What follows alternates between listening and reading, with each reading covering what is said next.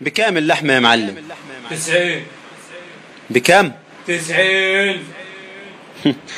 يعني أنا عندي 6 عيال أجيب 2 و2 ب90 بيتحسبوا 180، وأجيب رز وأجيب بامية وتحبيشي هيبقى 200 في يوم واحد وغدوة بس. والله ده زين. هو أنت فاكرني أنا موظف باخد 2000 ولا حرامي وفي ليلة بسرق لي 200؟ ولا يكونش دكتور كشفي أنا ب60؟ أنا رزقي ده يوم بيوم. كرهت حياتي من الخنقة هقطع الهدوم. وانا طب يا اخي اعمل لك ايه؟ ما عجبكش ما تاكل شيء، ومش بايع خلاص امشي. ده في غيرك بياخد 5 أو 6 وباشا وزين.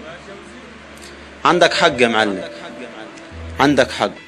أنا غلطان ومش انتي، وناس تانية اللي غلطانة. بس احنا خلاص هنتكلم وهننادي وهنقول لا لا، وصوتنا هيتسمع أكتر لحد اللحمة ما ترخص. بلاش لحمي، بلاش ضاني، بلاش كندوز وعجالي. هنوقف وقفة رجال لحد الكيلو ما ينزل يكون معقول، بلا غل وبلا استغلال. بلاش ناكل أنا والعيال، هناكل فول ونحل بجزرايا. ولو يوم كان نفسنا في شربة رح نعمل نابت بالتوم. ومش هاكل أنا لحمة وأنا هبدأ بنفس اليوم. كمان انت يا ريت ما تقولش هو أنا هغير كون. أنا وانت وناس تانية هنقدر إننا نغير واقع ونكون. تعالى تعالى وإيدك في إيدي نوقف ونكون نقاطع اللحمة.